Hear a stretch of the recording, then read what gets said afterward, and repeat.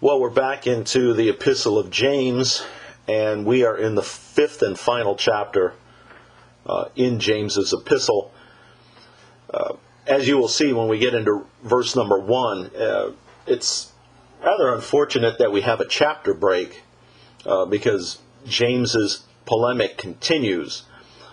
He's concerned, of course, about the wealthy people. He had kind of focused his attention on them towards the end of chapter 4.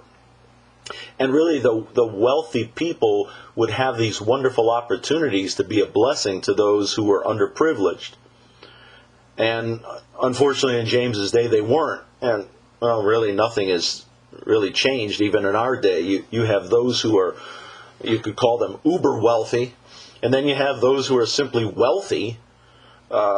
In many churches and congregations, they have the opportunity to help, and they have the wonderful opportunities to make an impact in the church and for the gospel and for the kingdom, and yet they choose not to. They actually become very prideful with their money.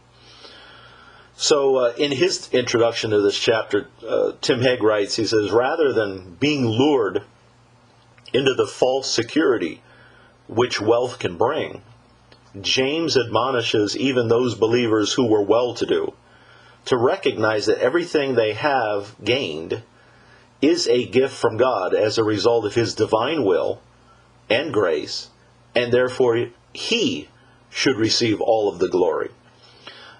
You're going to see, and this is probably why our English translators chose to do the chapter break where they did. He had been talking to the brethren, he'd been talking to believers in chapter number 4, and now you're going to see more of a shift towards the unbelievers here in chapter number 5, even though the topic remains the same. John Calvin writes, it seems to me to be a simple denunciation of God's judgment, by which He meant to terrify them, without giving them any hope of pardon. For all that He says tends only to despair. He therefore does not address them in order to invite them to repentance. But on the contrary, He has a regard to the faithful, that they, hearing of the miserable end of the rich, might not envy their fortune, and also that knowing God would be the avenger of the wrongs they suffered, they might with a calm and resigned mind bear them. I think that's well put, and certainly applicable to today as we see, we may just use the term, the rich. And the rich seem to, as so many of us are hey, we're struggling, and you're trying to keep, a lot of people are trying to keep their head above water, and it's unfortunate how many people are living paycheck by paycheck, and now you hear reports of people living off of their credit cards. They're not getting enough money in. Inflation is so high with gas prices and food prices and utilities, and of course the medical industry is, if you want to have something done medically or with your teeth or your eyes, everything is so expensive, and it's hard for people to get by. And the rich, they have loads of money. And we see them, and we see the rich, and they're not really all that touched by inflation at all. They're traveling, and they're going to their fancy restaurants, and hey, if things are expensive, well, they've got plenty of money. Well, we don't. And so, yeah, we're feeling it. As they say, you have to tighten the belt. But from James's perspective, those of us who are saved, and we see that James is saying, don't envy them. Don't envy these people, because judgment is coming. They may be enjoying their wealth now, but those days will come to an end. So verse number 1, James says, come now, you rich, weep and howl for your miseries which are coming upon you. You know, we have a number of wealthy people, faithful saints in the Scriptures. Abraham was wealthy, Job was wealthy, just to name a couple. But one's earthly possessions will never secure a right relationship with God. We understand that. The rich do not. James says, come now, you rich, and weep. Kleio is that Greek word. It simply means a remorse that comes upon a person in the midst of tragedy. A remorse that comes upon a person in the midst of tragedy. Weep. Same kind of theme you can find of course, in Jeremiah. Jeremiah chapter 9, verse 1. He writes, "Oh, that my head were waters and my eyes a fountain of tears, that I might weep day and night for the slain of the daughter of my people." You see it in Luke chapter 6, verses 21 and 22. "Blessed are you who hunger now, for you shall be satisfied. Blessed are you who weep now, for you shall laugh. Blessed are you when men hate you, and ostracize you, and insult you, and scorn your name as evil, for the sake of the Son of Man." So blessed are those of us who, hey, we may not have all the money in the world, but man, we've got the gospel. We've got our salvation. We've got our names written down in glory. And we have a hope that the rich do not. James says, "Come now, you rich, weep and howl." And that Greek word that's the only time you'll see it in the apostolic scriptures. It means a moaning or a wailing in dire need and despair. Alaluzo and howl. It's the only time you'll see that word. He says, "For your miseries." And literally how James wrote it, even though the English says "for your miseries," James writes it, misery upon misery upon misery. That's literally what he wrote. Misery upon misery upon misery. The English just says, "for your miseries." MacArthur writes, he said, "James condemns them, not for being wealthy, but for misusing their resources. Unlike the believing rich in Timothy's congregation, these are the wicked wealthy, who profess Christian faith and have associated themselves with the church, but whose real God is money. For prostituting the goodness and generosity of God, they can anticipate only divine punishment." Verses 2 and 3, James writes, "Your riches have rotted, and your garments have become moth-eaten. Your gold and your silver have rusted, and their rust will be a witness against you and will consume your flesh like fire. It is in the last days that you have stored up your treasure." Riches have a tendency, even amongst those of us who believe, of offering false security. Even believers can fall for this. We think that the riches and the prosperity and that bank account will last forever. And of course it doesn't. James says your riches have rotted. Metaphorically speaking, it's that which can lose value. That which can be lost, or that which can be stolen. And when you think about it, when you put your hope in something that can be lost or stolen or lose value, that's a rather bad investment. He says your riches have rotted, and your garments have become moth-eaten. Think about it. A tiny little insect can destroy the finest of clothes. They think that their riches and their wealth and their bank accounts will never run dry. Matthew chapter 6, verses 19 and 20. Yeshua says, "Do not store up for yourselves treasures on earth, where moth and rust destroy, and where thieves break in and steal, but store up for yourselves treasures in heaven, where neither moth nor rust destroys, and where thieves do not break in or steal." He says, your gold and your silver have rusted. You're hearing a lot, of course, a lot of commercials about gold and silver.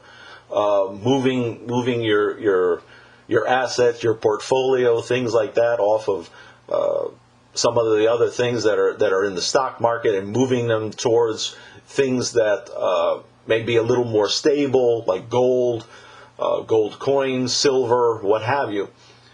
But truth be told, even that there's no security. There's no security in just buying gold or buying silver, because those things can be taken away. Why would you put all your trust and your hope in something that can be taken or lost or stolen or just lose value? Look what Proverbs 22 verse 1. A good name is to be more desired than great wealth. Favor is better than silver and gold. So people are investing in gold and silver. Okay, I would much rather have a good name. That's what the writer of the Proverbs is saying. Hegg writes, he says, the picture James presents is one of poverty, because what was counted upon as having enduring and unchallenged wealth has ceased to have sustainable value or has been lost entirely. He goes on, and their rust will be a witness against you and will consume your flesh like fire. To put your hope and your trust into that which can lose value, can be lost, or can be stolen, is the epitome of foolishness. And yet, that's what people do. They trust in their riches. They trust in their retirement. They trust in their portfolio, their silver and their gold. And then you have it in English, it says, it is in the last days that you have stored up your treasure. Now, what's interesting about that is there's no Greek definite article. So the English takes the liberty of adding the. It is in the last days, but there is no Greek article. So what James could have been honestly saying is this: it is for the last days, or for last days. It is for last days that you have stored up your treasure, which is, again, foolishness. It is for last days. And I think what was going on really in James's day is you have the employers who were not paying their employees properly, and in order to amass a large sum of wealth for themselves. And you see it to this day. The biggest companies and the CEOs and they've got their yachts and they've got their fancy cars and they've got their Lear jets and they've got mansions in different countries, and their employees have to work 2 or sometimes 3 jobs. It's a shame. This should not be. Psalm 62 verse 10, do not trust in oppression and do not vainly hope in robbery. If riches increase, do not set your heart upon them. 1 Timothy 6 and verse 17, instruct those who are rich in this present world not to be conceited or to fix their hope on the uncertainty of riches, but on God, who richly supplies us with all things to enjoy.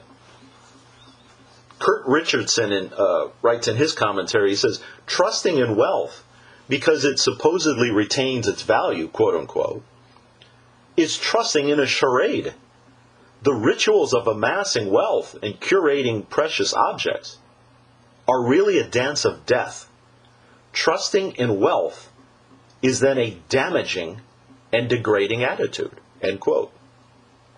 James goes on, verse 4, behold, the pay of the laborers who mowed your fields and which has been withheld by you cries out against you, and the outcry of those who did the harvesting have reached the ears of the Lord of Sabaoth. Again, it is a shame. It's a shame, and they really have no shame.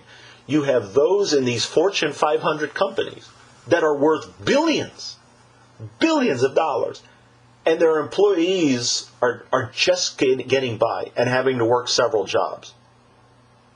And they have no shame. Leviticus 19 verse 13, you shall not oppress your neighbor nor rob him. The wages of a hired man are not to remain with you all night until morning. Deuteronomy 24 verses 14 and 15. You shall not oppress a hired servant who is poor and needy, whether he is one of your countrymen or one of your aliens who is in your land or in your towns. You shall give him his wages on his day before the sun sets. For he is poor and sets his heart on it, so that he will not cry against you to the Lord, and it becomes sin in you. What is happening is, and really, you are absolutely witnessing the demolition of the middle class. That is what you're really seeing. You're seeing the demolition of the middle class, where all you have are the wealthy, and everybody else is poor. There is no middle class anymore. And you do that really through inflation. You do that through hyperinflation. And of course, when hyperinflation sets in, do you think the wealthy will be affected by it? Of course not. But again, where James is going, and what you and I have to understand, are these unfair employers, or these unfair and greedy and wicked politicians, will have to give an account someday to the judge.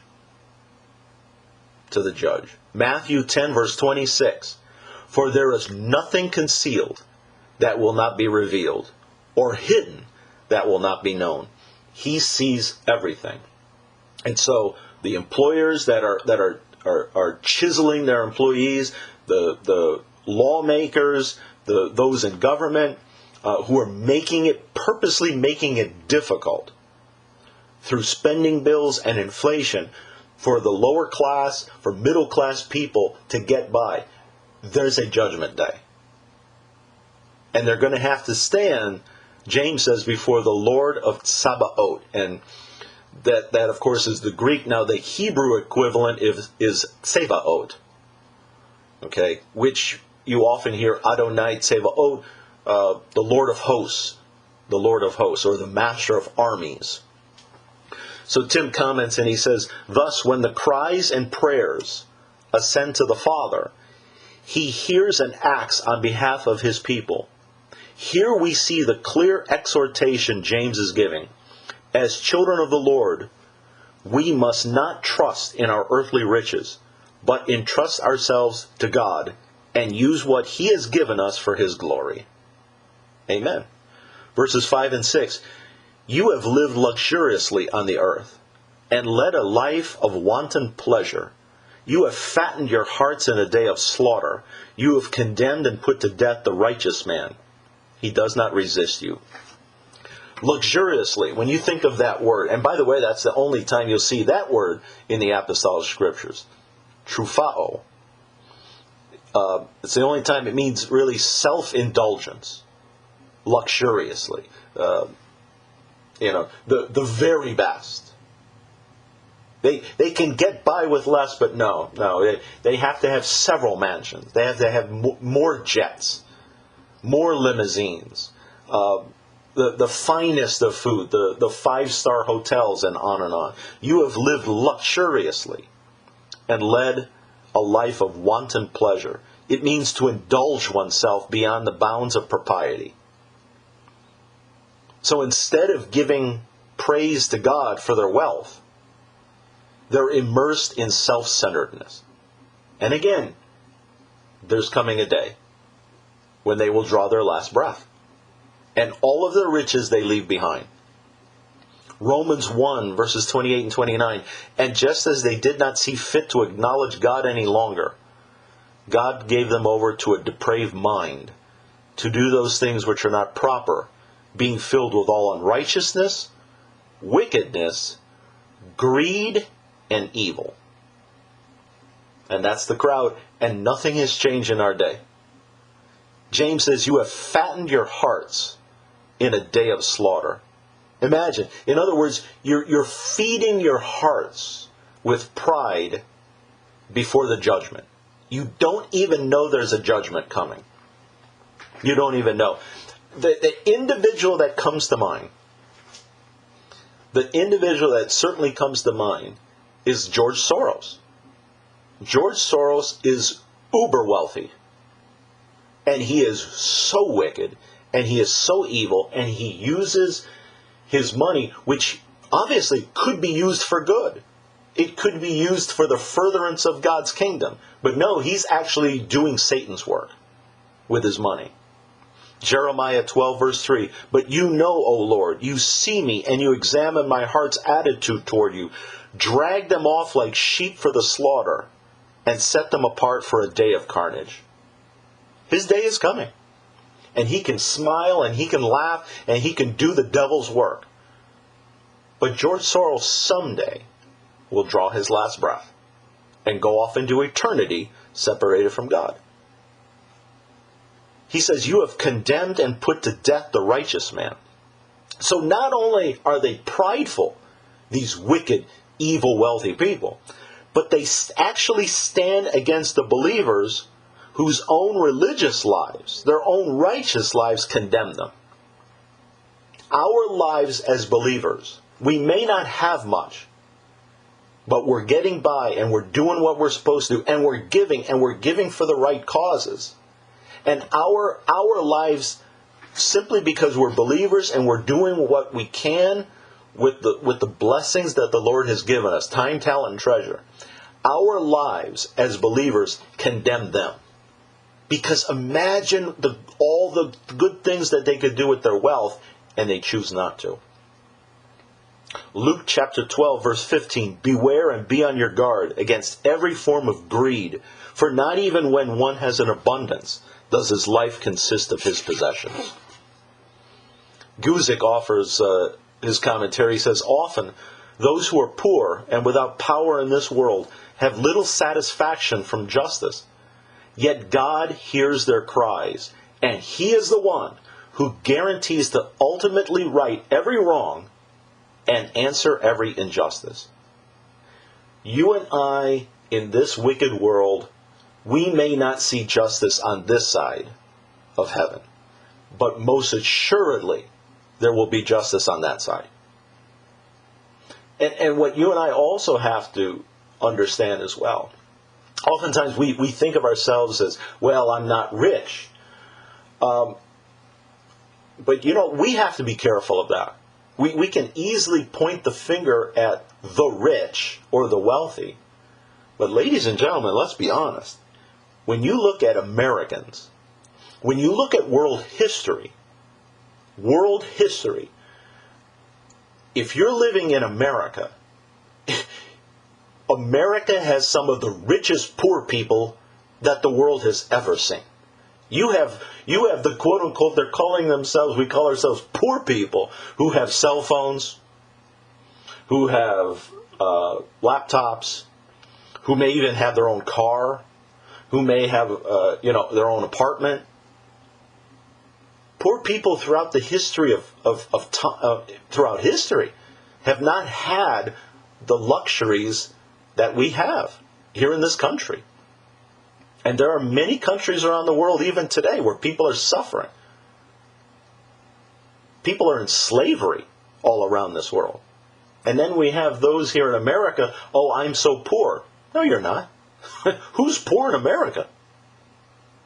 And if you're poor in America, that's your fault. Final words from Warren W. Wiersbe. He writes, "Luxury has a way of ruining character.